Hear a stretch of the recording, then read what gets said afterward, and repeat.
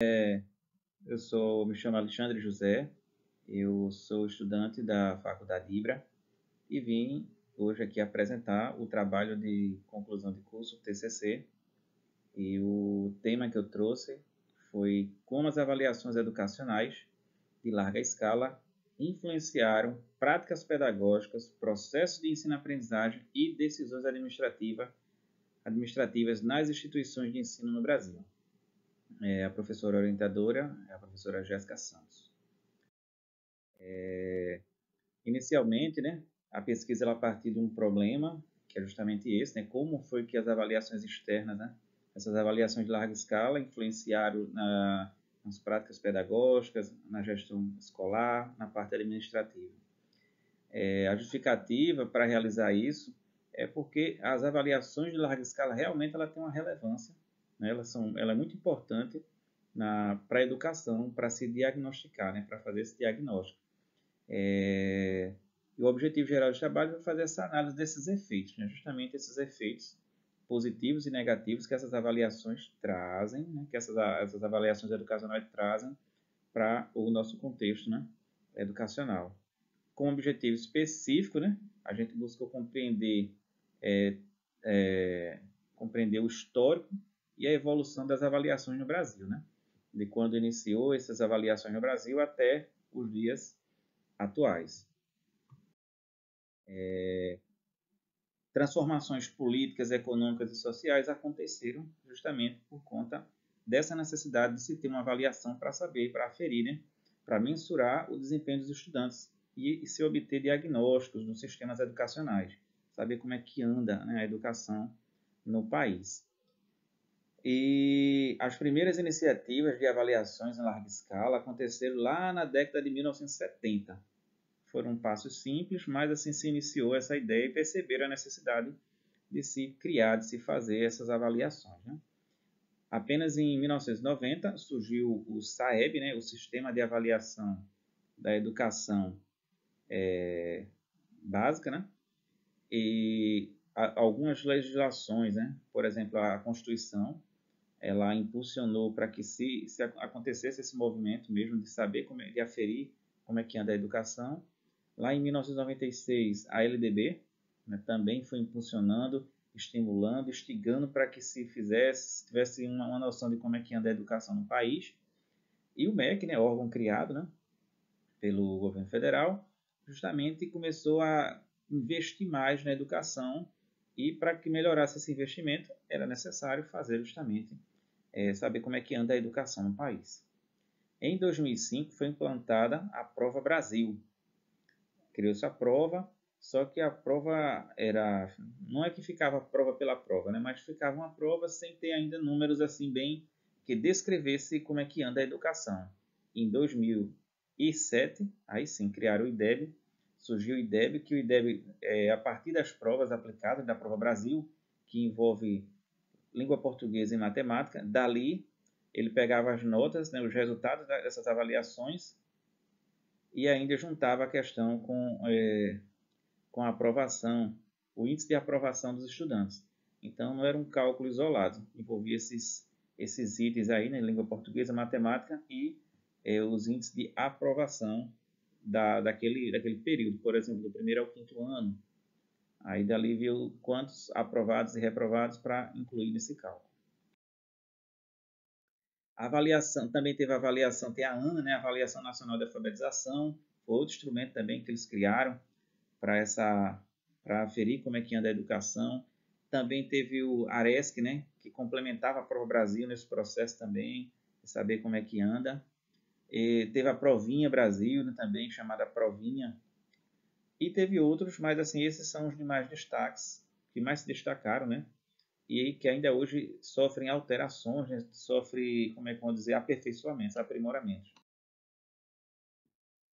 Quanto aos impactos, que é justamente isso, o tema do trabalho, quais foram os impactos que trouxeram, né? Falei um pouco da parte histórica, quais foram os impactos que causaram essas avaliações, né? Para gerar para que houvesse, para que o poder público, né, começasse a investir mais aqui e esses impactos tanto na parte de pedagógica, tanto na parte administrativa. Então, aqui a gente trouxe alguns exemplos. Positivamente, a gente vai dizer que o impacto, né, que esses instrumentos trouxeram foi identificar desigualdades educacionais. Com a aplicação dessas avaliações, percebeu que algumas regiões do país estavam mais, outras menos evoluídas nessa questão da educação, né? Os dados gerados por essas avaliações permitiram um diagnóstico mais preciso, começaram a ter uma noção mais exata de como é que andava a educação em cada setor do país, né? Os fortes e os fracos. Houve uma mudança nas práticas pedagógicas, né? Os professores começaram a perceber que aquelas práticas que se tinha antes não estavam mais atendendo a uma nova demanda, ao novo mundo, né? A novas situações, né? Consequentemente, houve mais investimento em formação e capacitação de professores, porque eles tinham que se enquadrar à nova sistemática do mundo, né, do Brasil. Muitas redes de ensino passaram a desenvolver ações de formação focadas em que, como sabia qual era a dificuldade dos estudantes, se era língua portuguesa e matemática, ou matemática, e também sabiam em que ponto estavam com dificuldade, a gente de ensino começaram a desenvolver formações focadas, né? Então, vamos ver onde é que está a dificuldade tanto do professor como do aluno, para a gente, então, ter um resultado melhor. Também teve como positivo, esses instrumentos trouxeram o aumento do encontro de famílias. As escolas começaram a chamar mais a famílias, além do comum, né? Para mostrar para essas turmas que seriam objeto, que são objetos de avaliação, ter uma aproximação, mostrando o que é a Prova Brasil, o que é essas avaliações de larga escala, que é preciso acompanhar o estudante e muito mais, né? O PPP começou a ter quase que obrigatoriamente esse foco também, esse olhar para as avaliações externas, né? O PPP começou a trazer isso também. E quanto a impactos negativos, a gente trouxe também exemplos aqui, né? Que é justamente isso, né? O tema do trabalho. O impacto negativo, a gente tem o seguinte: a pressão para alcançar bons resultados nos exames, né? Levou com que algumas escolas, né, começassem a pressionar para que os alunos chegassem a tirar boas notas, para que aumentasse o IDEB. E isso, consequentemente, né, você ia se distanciando da abordagem mais ampla e significativa. As aulas deixavam de ser aulas com foco na aprendizagem, né, preparando para a vida, e acaba virando que uma aula preparando para a prova, que é o que ele coloca aqui, que o foco excessivo no resultado tem levado a prática conhecida como ensino para o teste. Você só estava ensinando para aquela prova, para o teste, certo? A gestão escolar busca apenas melhorias na posição do ranking. Outro problema é o ranqueamento. Com essas avaliações, alguns governos, alguns gestores se importando com o ranqueamento, se estava em primeiro, segundo, terceiro, para ser destaque. Isso foi outra coisa também negativa, né? Que esses instrumentos trouxeram.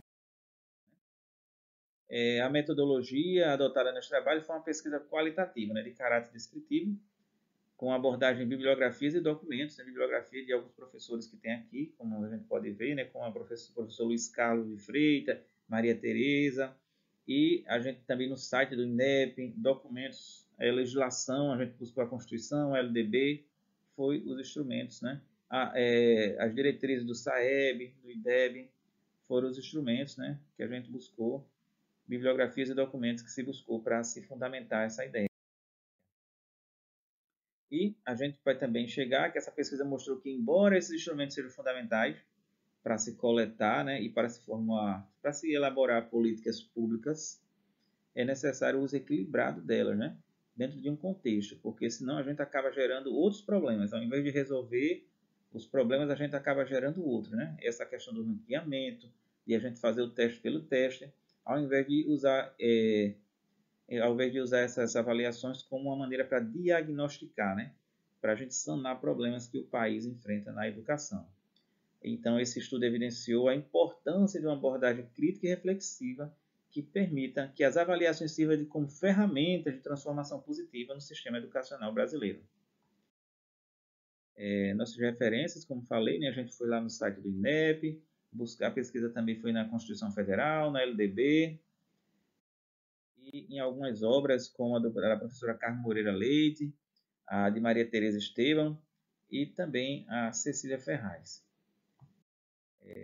Obrigado e espero que tenha atendido as expectativas.